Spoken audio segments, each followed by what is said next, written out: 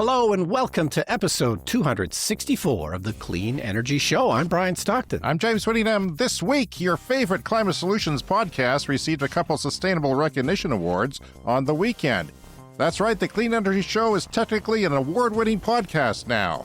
And we didn't even have to pay for a single billboard or take out an ad in Variety. The fast fashion industry is getting a report card on how they're doing with sustainability. I don't want to give away the grades, but I think this is one report card that is destined to be eaten by the family dog. The air quality in our city after the awards program was so bad, not only was it the worst in the entire world, it was like smoking more than a pack of cigarettes. Ah, the cool, refreshing taste of an air quality index of 446. Now, James, I have a solution for this. The great taste of menthol comes from peppermint and cornmint plants. So if we just plant a ton of all that stuff in our forests, breathing in the smoke will be like enjoying some menthol cigarettes. Oh boy, all that aboard this edition of the Clean Energy Show. You can't get menthol cigarettes anymore in a lot of places, including here in Canada. Okay. So, yeah, James, I'm really looking forward to hearing about the awards ceremony over the weekend. It sounds like it was a lot of fun. Was? But we'll get to that in a second. I want to get straight into Brian's TV Corner. Brian's TV Corner.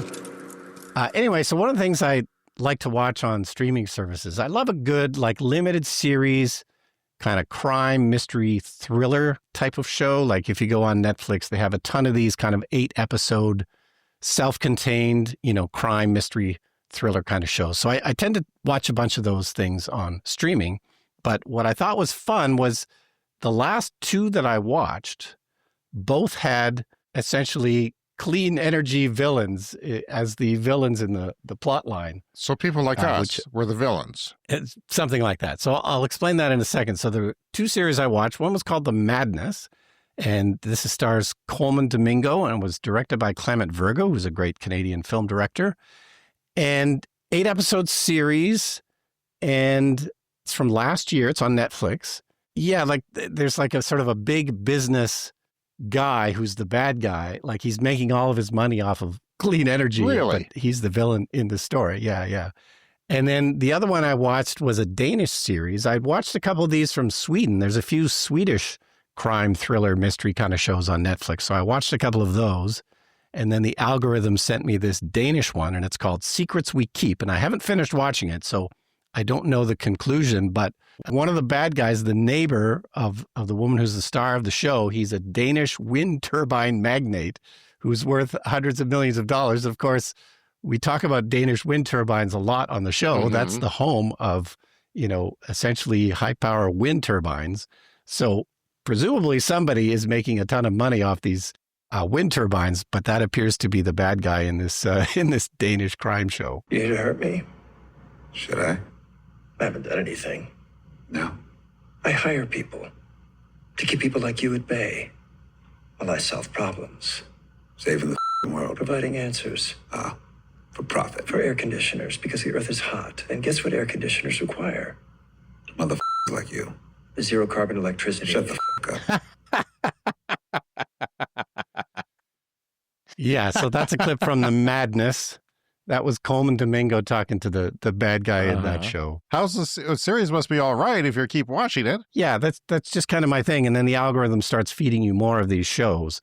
And I keep watching them. So, yeah, I guess I like them. All right, Brian, earlier this week, we have some breaking news on my eagle's nest. Yes, it is breaking news, but it's good breaking news. Look at that liftoff for one of the Big Bear eaglets. They were born 13 weeks ago, and Sunny right there taking flight for the first time this morning. A big day in Big Bear at our favorite eagle's nest. Did you see that? After 12 weeks of watching her grow up, Sunny has taken flight. And now everybody, of course, watching to see when her sister, Gizmo, will do the same. Now, this is the third year that James, has been watching the Big Bear Lake Eagle's Nest in Northern California.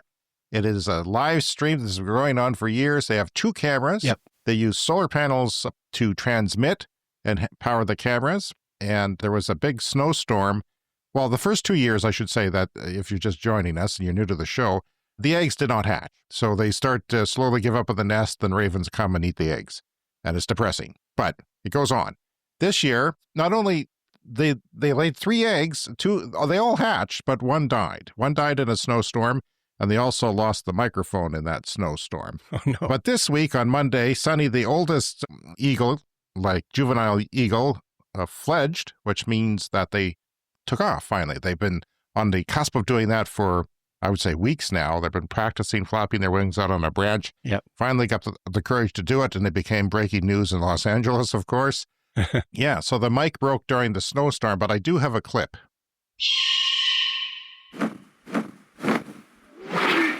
I had to recreate that myself because the microphone was broken from the snowstorm, so I Sure. did my best to guess what that would be like. And yeah, they were born in early February. They were about 90 days old, and they're both female. Biologists determined based on their pitch of their cries that they are both female, and they are both larger than the dad already, so that means they're female. And of course, I'm delighted to announce that our podcast has received some award recognition for the first time ever. Those researching sustainability in Saskatchewan gathered today at the University of Regina. Recipients acquired certificates for projects that were based on the United Nations 17 Sustainable Goals. The certificates were given out by the Regional Centre of Expertise on Education and Sustainable Development. One of our listeners, Glenn Wright, a local environmentalist, nominated us. He was very apologetic. He said, this is going to be some work for you. I know you're busy and sick and all that.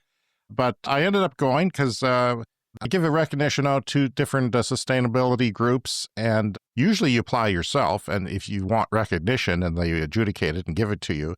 But they gave us a special award on top of that.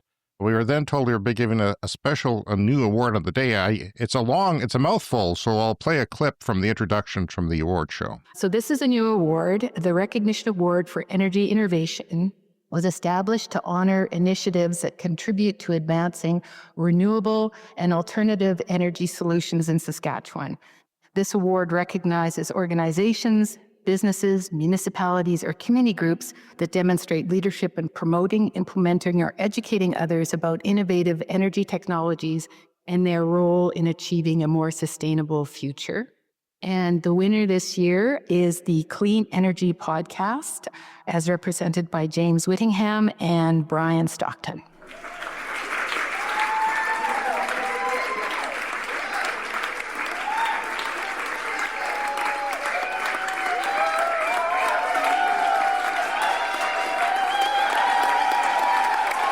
Okay, that's fake.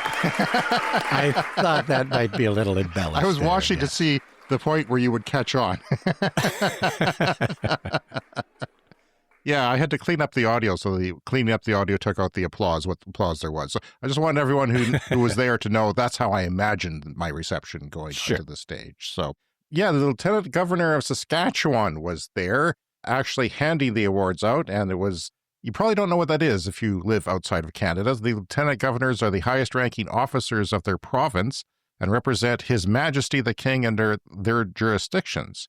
And ours had just sat down with the King for 45 minutes, not alone, but in a group, she said. Yeah. And yeah, she just came off talking to the King.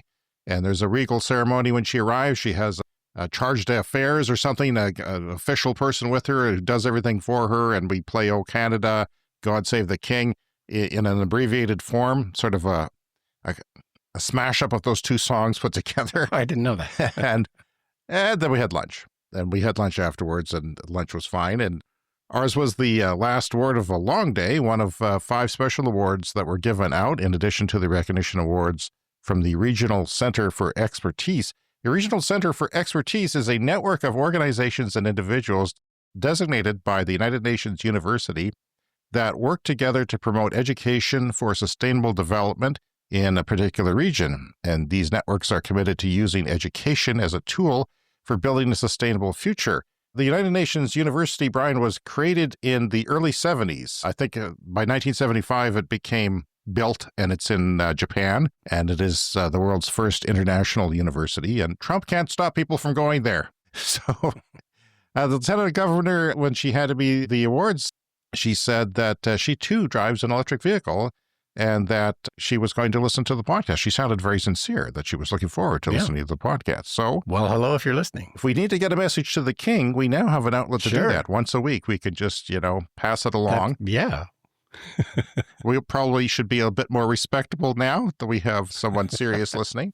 After hearing about all the other people receiving recognition on Friday and what they do, which is basically hands-on work in the community, it's very different than what we do, Brian. We operate in isolation. Yeah. Even more than most podcasts because we're recording from remote locations. We're not in the same room together, although it feels like we are. Yeah. These people are out there doing things. And God, I was humbled. It was really mind-blowing for me as a podcaster. I mean, podcasters are not good people. They're just people. Everybody has a podcast.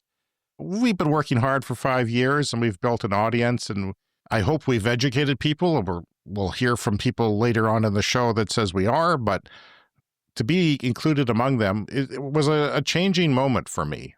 I feel part of that community now, and I give greater weight to the work we do, and I think the work that I do, I think it's going to inspire me to work even harder and take things seriously, and hopefully that will continue. We'll have more about that throughout the show, but that's my thoughts. And you were out of town. You were at the lake enjoying a nice weekend, or was it nice? Well, I mean, smoky, which you're going to talk about in a second here, but yeah, we couldn't see the other side of the lake. It was so smoky, but yeah, I know we're going to talk more about the smoke, but I just want to give my shout out to Glenn Wright for nominating us. Thank you so much, Glenn. And of course, to Roger Petrie, who is the head of this organization and an old friend of both of ours, and a person who does tons of this kind of work in sustainable development. So hats off to Roger. Yeah, you can watch the whole Clean Energy Show section, a few minutes long, on our Patreon page. It's there for everybody. You don't have to sign up. However, I don't know how much I've seen Roger since I was a teenager. You know, I remember him being part of my friend's circle. And then he went off to Cambridge as a Rhodes Scholar, and I was going to the University of Regina, the local university film program. Two very different things, although he quipped almost instantly. Two very good programs, he said. But I didn't think I would cross paths with him again. He was going to be a respectable person, and I was going to be a fellow with a fine arts degree in my local city. But here we are. He's back here teaching in our city. He's got a doctorate and a distinguished person, and always a very, very kind person. So I enjoy seeing him. He's just such a kind presence. Always has been. Yeah, and that's so great that the two of you could meet up here like some 40 years later. That's amazing. It is amazing. All right, so we were talking about fast fashion a few weeks ago on the show, a topic we delve into occasionally because, as we know, there's a pretty large carbon footprint to the clothing industry, and it's one of those things that's getting worse instead of better because people's habits in terms of fashion have really changed in the last couple of decades, and they've changed towards fast fashion, more disposable kind of clothing. And as we reported a couple of weeks ago, this ends up getting donated to charity shops, and there's just so much the charity shops can't take them. And of course, a lot of the clothing is made out of polyester, which basically doesn't decompose. It's going to be in our landfill for perhaps thousands of years. So this story from Bloomberg, a report card on fast fashion. This is a group called Stand.Earth. We are starting to see more of a division in the fashion sector, they said. We have this smaller group of companies actually putting money and staff into making this kind of change happen in terms of more sustainability. But the majority of fashion companies still aren't taking enough action in this. So H&M is one of the big companies in the world and a brand that people will probably know. Mm-hmm. I'm actually surprised to find them coming out on top. Yeah. So H&M, it's a Swedish company, and they sort of became big over here in North America maybe 20, 25 years ago. And I assume they're big all over the world now. And I remember kind of when they came out, like it was sort of a hip thing when H&M first sort of arrived here because it was a new and different thing. Like we didn't really have a label for fast fashion then, but here was the store selling inexpensive clothing that was fashionable. And, you know, I remember it being kind of a hip and cool thing when it first came to Canada. But of course, if you want to maintain being a hip and cool thing, you have to start listening to people, and you have to start taking these kinds of concerns about sustainability seriously. So there's basically three of the biggest. They ranked something like 40 companies worldwide, this organization Stand.Earth. But the kind of the top three are H&M, which got a B+, which is not bad. So H&M is taking actually quite a few steps to eventually get to net zero. Inditex is the next one. That's also known as Zara. They got a C, and there's another company called Shine that got an F. So those are the three biggest ones. And yeah, I was surprised to see that H&M was kind of making so much progress. But, it's a long way to go. So it says here, H&M was one of only 3 brands reviewed by Stand.Earth that met rigorous United Nations criteria for net zero target integrity. It was one of 6 that provided financing to suppliers to transition to clean energy, either directly or in the form of a bank loan, according to the report. The company reported spending about $179 million last year on decarbonization measures. So they have apparently some kind of a plan to get to net zero. And according to this report, it is perhaps a realistic goal. But, as a whole, of course, fashion really has a long, long way to go for, they could address all these concerns. So I see they give scores on commitments and transparency, renewable energy transition, advocacy, which H&M got an A on, and an A+ on commitments and transparency, which is good because sometimes you need to be transparent about your supply chains and everything else. Materials and circularity and clean shipping. So, yeah, that's something to think about. I don't know. I think younger generations actually are holding their brands, the things that they go to on a regular basis to account now. They're writing letters and using social media to, I guess, shame some of the bigger corporations that they use into doing better. Yeah, and I'm always conscious of what materials my clothing is made of. I tend to go for 100% cotton, which is all organic and should degrade and decompose. I'm not sure if the younger generation is there yet, if they have an awareness about those kinds of plasticized fabrics or not. Of course, younger people have less money to spend, so it can be harder when you're on a tight budget in terms of clothing, but there seems to be generally more awareness overall that, we got to stop putting all this polyester into our landfills. I should not be using polyester because I live next to a series of fossil fuel pipelines. Yeah. And if they go up, I want something that's less flammable. But also, I'm a big guy and I do overheat, so I use blends of polyester sometimes and spandex and things to keep cool in athletic shirts and things like that. Not proud of it, but here, by the way, it's allergy season, so I may have a 20 sneeze allergy fit sometime in the next 4 weeks or every week. We'll see, just so you know. Yeah. Okay, the RCE Awards. I wanted to recognize some of the other people that sort of struck me. I had a conversation before the awards ceremony. I'm not a very social person, Brian, but I had a nice talk with Andrew Johnson, who's the president of an organization called One School, One Farm. Now, what they do, according to his slides, was build healthy relationships between urban and rural people and between humanity and nature.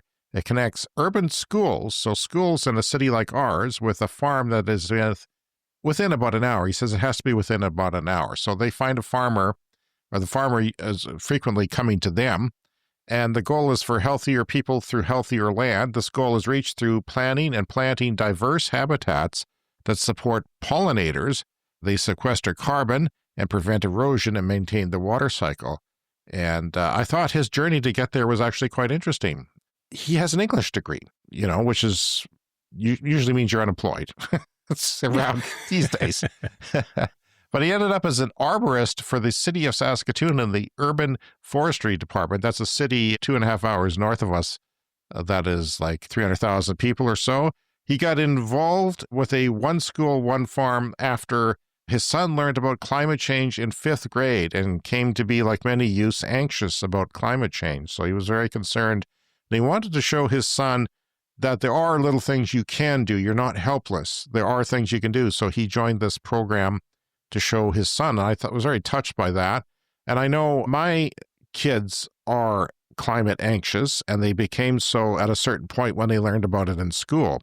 And then in the case of my oldest son, he's now 21, but when he was in late elementary school, he was researching climate, and he became very knowledgeable about things that I had no idea about. He started to understand currents, ocean currents, and what happens when they stop or get affected by climate, what the models say is going to happen.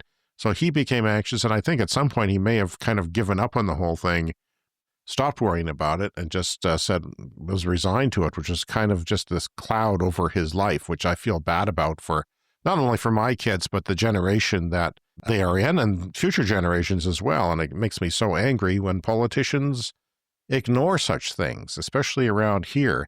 There's so many positive things going on to address climate change that get overlooked, and largely because they're happening outside our province, which is not doing much, and not, a lot of the rural people, the rural governments that represent the rural people say the climate change basically doesn't exist. Nothing's different than it ever was before, which is absolutely sticking your head in the sand after this past weekend.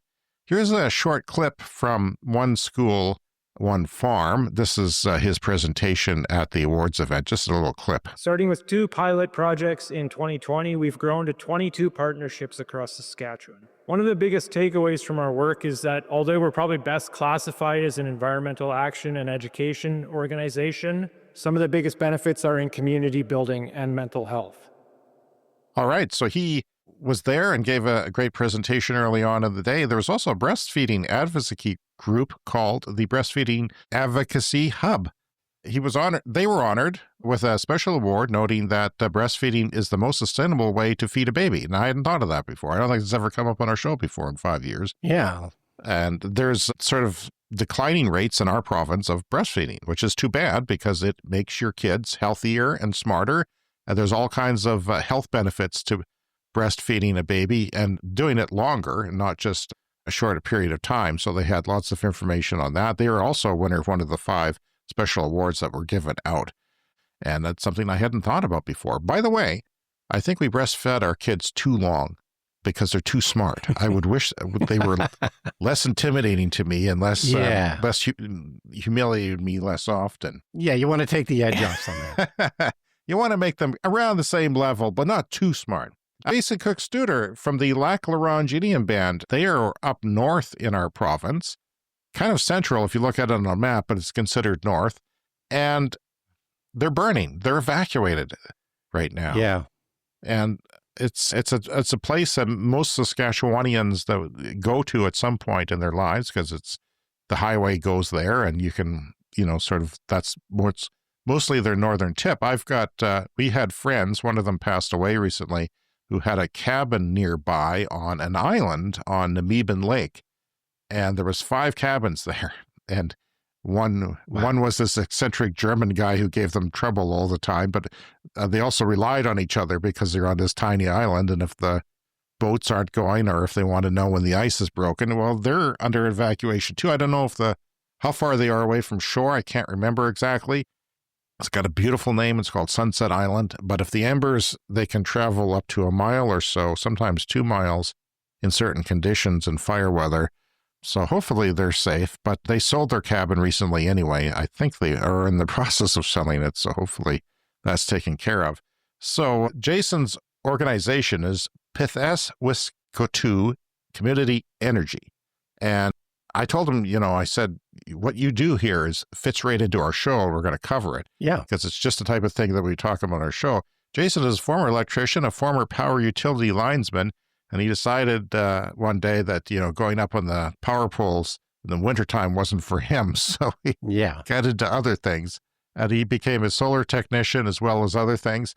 He does solar installs on traplines. He teaches solar and is now making microgrids and district heating using wood that would otherwise be burned in a pile by the forestry industry. When the forestry industry comes in and takes the wood, there's a whole big giant pile left behind, and then they burn it. And he thought, well, we could use that for something. Why just burn it? And here's an edited portion of his presentation at the awards event. Hi, I'm Jason Cook-Studer from the Ronge band. Our department is called Pidisu Iskutu, and that's how we say electricity in Cree. There is no actual word for electricity, and so it's a combination of 2 words. So Pidisu means bird, and Iskutu means fire. So we talked about Dogomal Pidisu, the firebird, the thunderbird, and a mythological creature that flies around and creates the winds and brings electricity and lightning to the ground and starts forest fires. We work on energy projects. We really start with engaging with elders in the community and youth in the schools and leadership and finding what some of the problems are that we can then address them with energy solutions. I'm also a solar technician, and I host information sessions, workshops, teaching trappers of the N8 and N9 Trappers Associations how to install some of these panels themselves. So some of the trappers then go out and they build their own, 2 kilowatt system. And then they're noticing now they don't have to bring gas out and they don't have to run their generator. Their trap line is much quieter. And so that's just one of the benefits. But that's really not my job. That's just something I do on the side. My main job is the manager, balancing all these different projects. So we got some projects related to biomass in Hall Lake. We're studying the rivers along Grandmother's Bay, Stanley Mission, Zucker River. We're looking at solar projects. We got 6 solar displays ready to go up. I guess the big problem is we're reliant on propane and electricity that's transmitted such a far distance. And the power line is not very reliable at times, especially right now. The risk of forest fire will take out that line for over a week, and then our communities will be out power. In the winter, the snowstorms can also take out the power line, and then we're without power for sometimes 3 or 4 days. And in the winter, it's worse because our elders and our youth are freezing. And so we're trying to build some resilience. We're trying to build some sustainable solutions to lower our footprint related to propane and whatnot. So we've renovated over 350 homes, and we got funding to do another 150 this year. We're looking at solar, battery microgrids, a biomass district heating project. So in Hall Lake, there's a lot of forestry, like I mentioned, and a lot of that wood is being hauled off to a sawmill. But there is lots of trees that are not going to the sawmill. They're not making its way there. And community members are concerned because every spring, those piles of wood, they're called burn piles because somebody comes in and they burn them. And so there's 10 piles, bigger than this room, and they're just going up in smoke. And the community is concerned, like, how come there's a policy where we've removed wood stoves from our homes, we're reliant on propane, and we're just burning this wood in the field? And so there's these gaps in understanding why that is the way it is. And community, they're coming to our department with these concerns. And so that's where we get this project where we could wood chip those burn piles and burn them in a community fireplace that can be districtly, we can pump the heat around to the other community buildings, lowering our reliance on the propane in the winter. That's fascinating. We'd be covering that regardless, wouldn't we? Because that's something we talk about, and it's a very innovative way to use that waste wood. Yeah, we've often talked about northern communities, which often rely on diesel generators, and it's just, it's terrible, it's noisy, it's smelly, it's polluting, and all that diesel needs to be shipped in, which is often, a nightmare in and of itself. So, having sustainable microgrids, it makes total sense. And, you end up maybe not having to rely on the grid power lines, which often go down in northern communities. Yeah, that's absolutely fantastic. I did visit Ronge once. This is sort of the farthest north that a lot of us from around here go, and it is pretty isolated. I think most people would be surprised at how isolated it is at a place like that, but it's the most sort of easily accessible northern community to us, and it's absolutely beautiful up there. Oh, yeah, and I imagine the mosquitoes are doing some good work up there as well. Now, when he says it's as big as this room, this is a brand new renovated auditorium we were in. Think of it about the size of a gymnasium, except it had theater seating. My partner was warning me because she went to Luther College when she was a student there. She said, those seats are terrible, and they have these little wooden things that go over, and you're not going to be comfortable, and your back is out. And they just renovated it, and it's just state-of-the-art, beautiful, fantastic, great visual and audio, and great seats. So yeah, it's a very nice little auditorium they have there. But it is hard to imagine a woodpile that big because it is a big auditorium. Yeah. And by the way, I had an active bladder because I have pills I'm taking, new pills, and I saw this back door. So you climb up to the top of the chairs, and there's a door back there that was propped open. So I went out thinking that I could, that's the next floor up, and I'll just go and find the closest bathroom. Well, there wasn't the next floor up. It was a fire escape, and there was other doors that would not open. So I found myself at the loading dock where somebody was smoking. And then I went out onto the grass and all around the building, found a bathroom, and came back upstairs. It was a long process. A mistake by James. But anyway, Yeah, I love that idea, and we're going to hear more in the show from Jason in a little bit, and I'm going to explain what a trapline is for those of you who don't know. Now it's time for the mailbag. All right, we have a letter here from Stephen. Just wanted to say I love your show. Listen to it often on my way to and from work, and honestly, it inspires me to keep going on my clean energy journey. You guys have been in my ear through my energy audit, window upgrades, exterior insulation project, photovoltaic system install, and our 2 EV purchases. Even now, as I muddle through trying to get a heat pump, I'm being held back by a province that doesn't seem to understand the technology. 4 companies in, and not a single one will do anything but a dual fuel system. Sigh. But just know that there are those of us in Alberta that listen to your show and are keeping up the good fight. Keep it up. That is Stephen in Alberta, Canada. And James, I always get a little bit nervous when you start insulting people in various jurisdictions, and with a broad stroke of a pen, you dismiss the entire province of Alberta. But obviously, there are people there that believe in sustainability. It's just one of those things where, every state, every province has people on both sides of an issue. It's just unfortunately in places like Alberta or Saskatchewan where we live, there's just a few too many that can sway the political fortunes in, unfortunately, the wrong direction. Yeah, and there's no province I go after harder than our own. Yeah. Because I'm so frustrated with, our province is on fire right now, and the premier came out and said, no, we want to export as much oil as possible because it's cleaner, and it's not. I'll talk about that in the lightning round, which is coming up later. And I see that Stephen has looks like a Chevy Bolt, maybe the first generation of Bolt as well. Is that a Model S there in his driveway? Model 3. That's a Model 3? Okay. And then some solar panels on the roof as well in Alberta.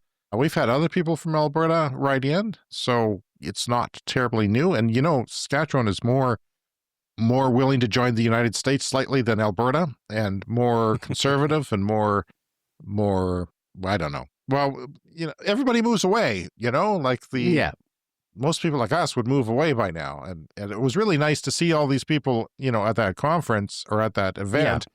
And that was rejuvenating too, to realize there was like-minded people around. Yeah. A nice reminder that there are like-minded people, but yeah, it's just, and I don't think the imbalance is all that great, but it's not enough of an imbalance in our favor to pretty much ever win an election ever again. And it's like in the United States, it's a rural-urban split quite often. It's very heavily involved in the rural areas. Yeah, the Regina superchargers where we live, the Tesla superchargers, somebody put glue on them, on the connectors. Interesting. A couple of them are still working if you are in Saskatchewan and wanting to charge your Tesla here. So those are the chargers that you would use for most people on a road trip, or if you live in an apartment, you might go there once a week or something like that to charge. And by the way, I can't believe, the other day we were driving the Bolt, which hasn't been plugged in forever. And I kept thinking, is it broken? Like the mileage, I didn't take careful note of it, but it seemed like it wasn't going down. Yeah. And I was hoping that it was going to go down so that it would show me that it was working. But it's incredible the city warm weather mileage you get in an electric car. Yeah. Because you're stopping and starting and you're regenerating the electricity from your braking. And it's just night and day from winter. Like, it's really crazy. Yeah. No, and it's quite a shock to us who are plugging in our cars all winter long, freezing cold temperatures that we talk about all the time. But then in the summer, it's like, you don't need to plug in your car for days, even if you're driving a lot. Crazy. It just does not use any electricity at all, it seems like. And of course, they're getting better batteries. We'll see when they come to consumers, but there are better batteries in China that work down to minus 40 with only losing, a small percentage, like 10% of their capacity, as opposed to like a lot more where we live. Weldon Penner on our Patreon page also dropped us a note. He says, I like how the sun on the Clean Energy Show logo looks when it's spinning like a buzzsaw at the end of your videos. It reminds me of how you guys like to rip through all the BS to get to what's important. Keep up the great work. Thank you, Weldon. And Derek on our Patreon page saw that we had received some recognition. It says, congratulations, well-deserved and overdue. Timo also wrote in, he said, awesome news, you deserve it. Thank you all for writing us. We love to hear from our listeners. Contact us by email, cleanenergyshow@gmail.com, or drop us a note in the comments on our Patreon page.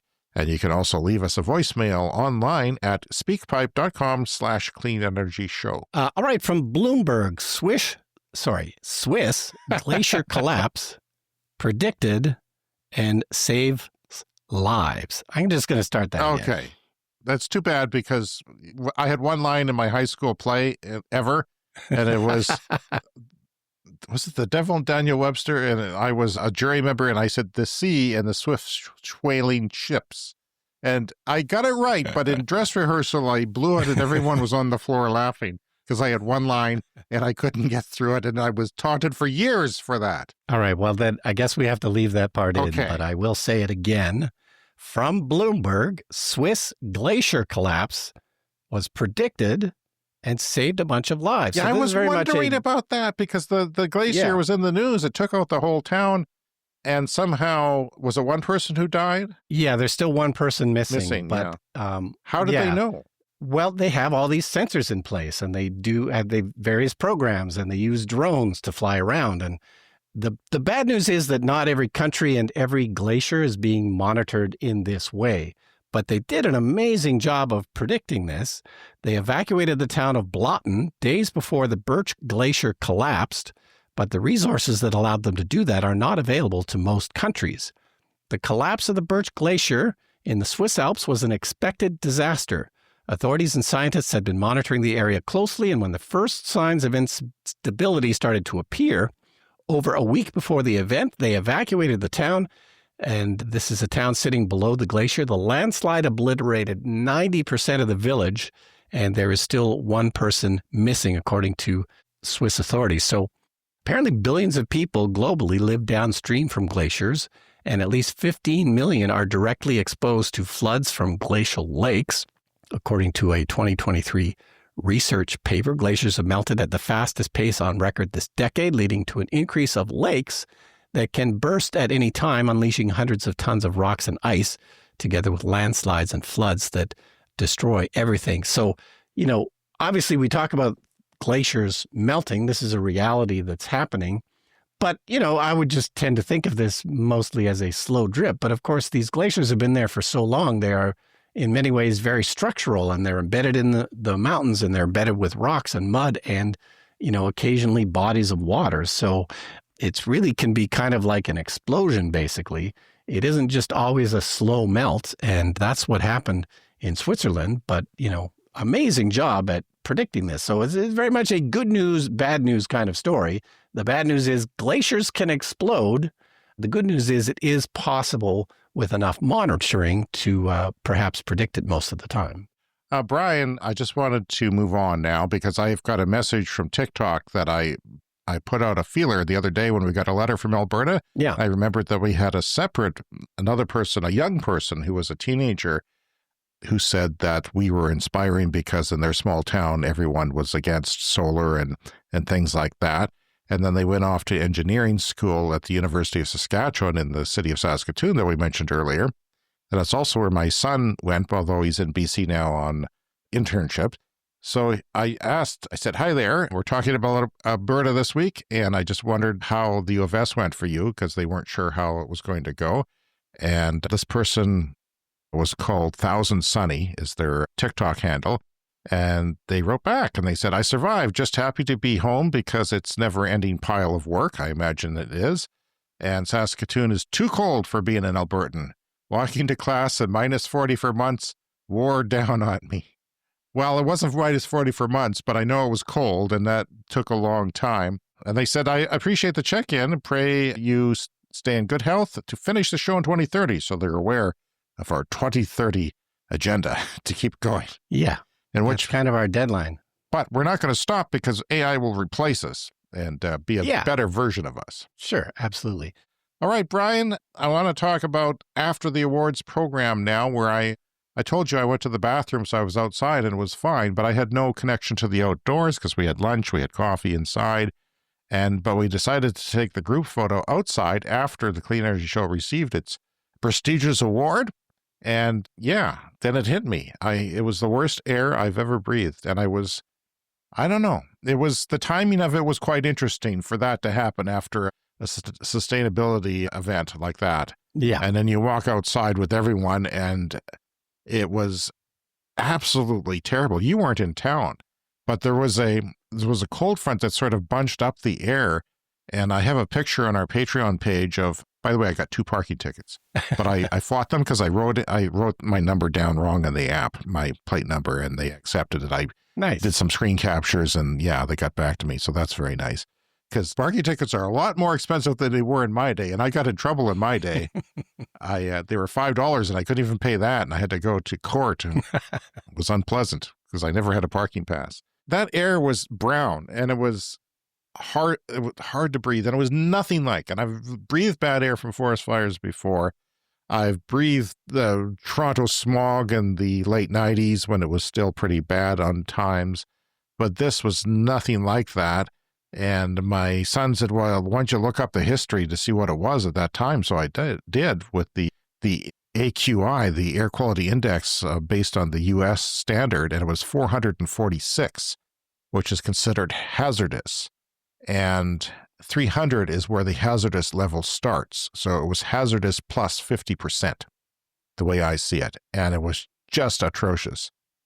People were worried that they couldn't drive back. You know, the forest fires aren't in our backyard. They're hundreds of kilometers away. Yeah. You know, the person who drove down from Prince Albert, he was, you know, that's a long drive. That's a long ways away. And some of them are a bit closer, but they're not that close. They're hundreds of kilometers away. And it was terrible. I know you guys in the States are experiencing it as well, but it's not like we had that day. There was, you know, wind, there was low humidity, there was some heat, there was drought. There's that fire weather from John Valent, who says that 30 degrees Celsius, 30% humidity, and 30-kilometer winds create very bad fire weather conditions. Unlike what we used to have in the previous century, this is very different. So the hazardous category is the highest category. 380 is like breathing 50 cigarettes. Ours was 446.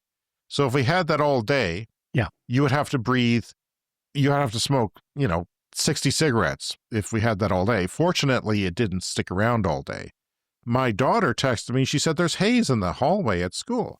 She couldn't look down the hallway indoors without seeing a smoke haze. That's how bad it was. She thought there was a fire in the woodworking department, or they had, you know, created smoke from working in there. This sort of thing is crazy, and it doesn't happen too often. And it's given me great empathy for people in places like India who have to go months sometimes with air like this. There's a list of big cities that are terrible. Ours was the worst in the world at the time. But, you know, it's just because it gets inside the house, right? It's inside the house as well. So I came home and I closed the windows and, you know, ran my little air purifier to the max. But when the air cleared up, I was so happy because, you know, to breathe clean air, I really appreciate air now. Like, it was just traumatic. My pool was going to open that day finally because it's heated by solar panels. Well, the sun went away. So there was no heat in my pool, and it's not been warm since. Of course, our solar electricity panels on our roof took a huge hit as well. So yeah, when it's in that hazardous range, you have to avoid strenuous outdoor activities, keep windows and doors closed, use clean air filters in your home, wear a well-fitting respirator if you must go outdoors. There's a lot of bad things that happen, and it affects not only the unhealthy, Brian, it affects everyone. So some bad air quality can affect, you know, the people who are sick, but when it gets this bad, it affects everyone, and you cannot do strenuous work. And, you know, it's interesting because, you know, people are not allowed to go inside. They almost played a professional football league game that night, but it was delayed by 2 hours because they looked at the smoke forecast. They could see that it was forecast to move out. Luckily, it did. It was still pretty bad, but it wasn't that bad. You could not do anything. Like, the group photo should have been canceled. Like, that's how bad it was. And I made a joke that not everyone is going to survive this group photo because it's just that bad outside. So we need a new system because, you know, in Canada, we have this air quality index between 1 and 10 plus. Yeah. And 10 plus is way down here compared to where 446 in the American index is. And you don't know just how bad it is. You think that 10 plus, okay, that's that. But it might be multitude of times worse. Yeah. It just means the system really goes above 1 to 10. They just don't give you the detail about how far above 10 the system goes. So yeah, absolutely. That needs to be updated. No, it only lasted a couple of days really bad. But I felt like COVID again because I couldn't go anywhere. I couldn't go to my backyard. I felt, that was depressing. It takes a hit on your mental health. And the streets were very empty. My car was a great place to be because it's got air filters in it, right? And you keep those up to date, and it actually does a pretty good job. But this is not the new normal. A lot of people say this is a new normal. This is not the right way to put it because the climate is getting hotter. It's not going to stay like this, and this isn't going to be the new normal. It's going to actually get worse. And rural people around here don't believe in climate change. And I've talked about this before in the show, and because of the refinery that I live about a mile from, I'm thinking of buying an air quality index monitor from IQ Air that would be part of a network, but they're very expensive. They're $429 Canadian. And my friend John said, I'll help you fundraise. So he told me one time that he would help me fundraise. We'll see if he actually does. But maybe I'll do a GoFundMe. If you're interested, drop us a line. I would have it. There are 3 in the city. One is owned by the CTV. Right. The affiliate of the private Canadian television network that's here. So the idea being that if you were able to get one of these, it would be connected to the AQI network, and then it would feed data to that network, which is a website that you can go to. My specific reason would be for the refinery to alert people of how dangerous the air is by posting data as to how, what it is and comparing it to other things. And not just because we do have the ones for the forest fire, I would be specific to the refinery. So yeah, and that would hopefully educate people because people are very in the dark. The refinery brings money, so we just shut up about it. The politicians shut up and just let them do whatever they want. And I remember a year ago, I was talking about participating in the book that was about the refinery, and there's some good reporting and investigative journalism there, but the refinery can sue your ass off, so you can't say hardly anything about them, and people are very careful. So a total 20 Saskatchewan communities are now considered evacuations, as wildfires continue to wreak havoc across the north. This is a classic climate change, said Colin Larocque, head of soil science and professor at the University of Saskatchewan. He told that to CBC. Larocque said climatology is studied using 30-year timeframes of weather patterns, which weren't that different until recently. Laurie Daniels, professor and researcher at the University of British Columbia's Department of Forest and Conservation Sciences, said the emergency wildfire situation in the province is a result of an emergency global climate situation. The further we are from the equator, we're seeing that those changes are amplified, Daniels said. In northern Canada, and in the northern parts of provinces and up into the territories, we are experiencing more than 3 times the global average in terms of temperature change. Daniel said climate change is the new reality that we have to face, and it's unclear how long the province will be dealing with these fires. And Jason Cook-Struder, who was on my last segment there from Ronge, the person from the north doing the microgrids and the district heating with wood piles, he traveled all the way down from Ronge for the event, and he's dealing with some of these fires burning in our province with his traplines. In Saskatchewan, a trapline it's not a line. It's easy to think that if a trapline is a line, it's not a line. It's a large area of land, specific defined area of land where an individual or group has the legal right to trap fur-bearing animals. So he's part of an indigenous community that has certain areas where they are able to trap, and he's trying to protect that. It's essentially managed trapping territory with boundaries determined by ministry-regulated boundaries. Here's a clip of him talking about it. Dogamalpidisiu, the firebird, the thunderbird, and a mythological creature that flies around and creates the winds and brings electricity and lightning to the ground and starts forest fires. And that's almost what stopped me from coming here yesterday was the fire surrounding Ronge. I was at my trap line and I had my sprinklers going and I'm trying to keep my trap line from burning. So I ran the sprinklers for about 3 hours and then I filled it up with gas before I left, and hopefully it ran for another 3 hours. And so just our little effort that we can do to try and protect what's home. There's a lot of forests going on that are being burnt, and there's no real firefighting being done. the communities are fire smart, and there's firefighters protecting the communities and the homes, but the forest is allowed to just burn. And so that's kind of, it's a good way to rebalance what has been unbalanced. But at the same time, that's where our traditional homes is in the forest. And so it's very important for us to be out there and protecting it. So he's desperately trying to run sprinklers. He ran them for 3 hours and he knew that he would run out of fuel. And as he came down, and he did the best he could, but he also put his land at risk that he uses. So yeah, my grandfather, Gents, actually spent a winter on a trapline once in northern Saskatchewan. My grandfather, he was born in 1899, and then sometime like in the 1920s, like the early 1920s, he came to Saskatchewan. My grandparents were homesteaders. You could get kind of free land here. And yeah, one winter in his 20s, there was a person he knew who said, hey, do you want to come spend the winter with me on my trapline? And, you know, my grandfather needed a job or needed some money and said, yeah, sure. And but the punchline is the family story ends with he spent the whole winter on this trapline in, you know, horrible conditions and came out at the end of the winter with less money than he went in with. Oh.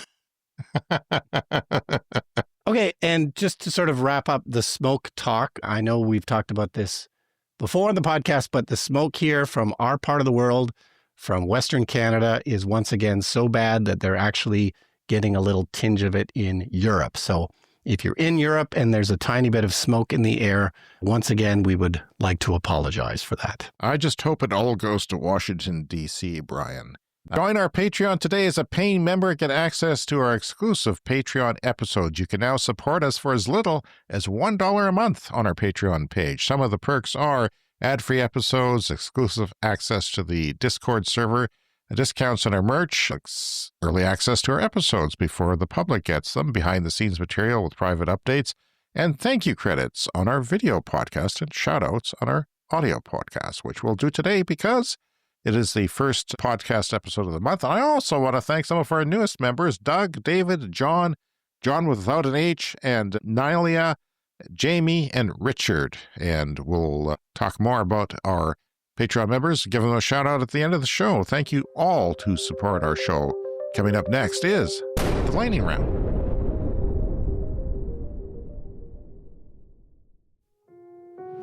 It's time for the lightning round. The lightning round is a fast-paced look at the latest headlines in climate, clean energy, and transportation.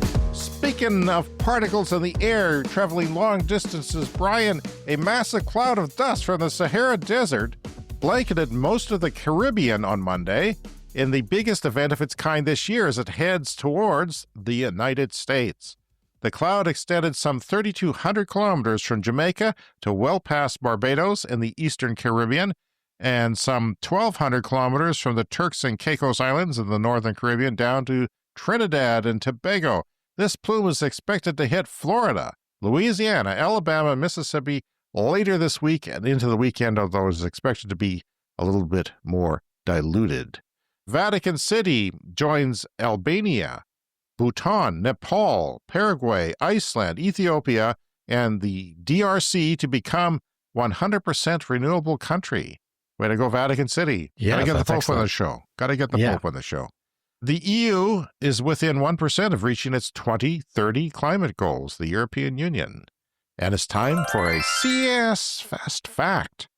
Producing a barrel of oil in Saskatchewan results in higher emissions compared to Alberta and British Columbia, and the province's emissions intensity has actually been increasing, according to data compiled by Enverus Intelligence Research. And our politicians here are going around and saying, we want to sell oil because if we don't, someone else will, and ours is cleaner. Well, it actually isn't, and it wouldn't be okay if it was, because oil in itself is not clean. It is a filthy, disgusting thing that is causing our planet to burn. We have to get off of it. If you listen to the show, you know there are ways to get off of it. Woman sues oil companies for causing her mother's death. On the day her mother died, the Pacific Northwest was experiencing a heat dome, a blast of hot air that lay over the region like a pall. On that day, the temperature in Seattle reached 108 Fahrenheit, the highest ever recorded for the city.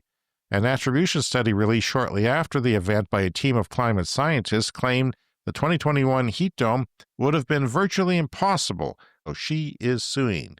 BYD is committed to deploying 15,000 megawatt chargers across China. What's a megawatt charger? That is 1,000 kilowatts. Yeah. Typically around here, maybe 250, 350 at most. They have new cars that can take that, and there's lots of chargers in China, but the BYD, the largest automaker in China, only makes electric and plug-in hybrid cars. 15,000 is a lot. Even for China, that is a lot of chargers that they are committing because those cars are barely on the road. China is installing a record of 105 gigawatts of solar between January and April of this year. That's 8 times what thermal capacity has been installed. This is an update to info we shared last week. China CATL will reward suppliers who cut emissions as it aims for zero carbon supply chain. So that's good. The world's largest battery maker is rewarding suppliers who cut emissions. So they're trying to get their supply chain emissions down. Search for Solar launches sale of secondhand solar modules. It is a solar panel trading platform based in the Netherlands. It is urging developers, installers, and governments to reuse Second Life modules. Sometimes when they replace solar farms, the modules are still good. They can test them and say there's still like 70% life in this or something like that. Kind of like an EV battery. I'm not going to do it anytime soon, but it would be amazing to get more energy efficient panels on my roof. I really don't have any more roof space for more solar panels, but what I could do is upgrade to better, newer ones, but then obviously be great to have something to do with the old ones. Yeah, they have huge warehouses with these. And we talked about before that Africa and other emerging regions of the world can take these panels and change lives. There was a story on CBC News this week about India, people who are generally quite poor who harvest salt there. A lot of the salt, table salt, comes from India. They need water pumped up, and they were using diesel generators and gas generators and choking on it, and they had to pay lots of money for it. They got funding from the government to pay for most of some solar panels to do the same job. Their income doubled. Their lifestyle doubled. They now have, they couldn't afford a bicycle before, now they can afford a motorbike and other things, and they have a second home in the city because 8 months a year they do this, and then 4 months they're back in the city, and their life has changed because of solar, because solar is cheap and easy to do, and because the government helped them get it set up. The U.S. solar and wind has generated 50.5% of U.S. utility supplied electricity in March, 50.8% in April. That's just solar and wind. That's amazing. Yeah, it is amazing. And finally this week, a digital open table style reservation system. You know what open table is? Have you ever used that or heard of it? Yeah, I use it sometimes to book a meal at a restaurant. Even I did once, and I don't eat out at a nice restaurant.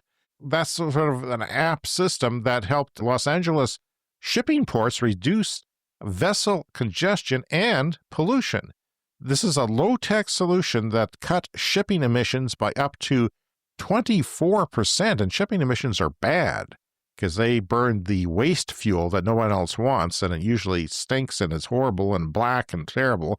A queuing system implemented at the ports of Los Angeles and Long Beach has reduced estimated carbon dioxide emissions by up to 24% per voyage between East Asia and Southern California. The system, which reserves a place in line for arriving vessels, allows captains to slow down without fear of losing their spot.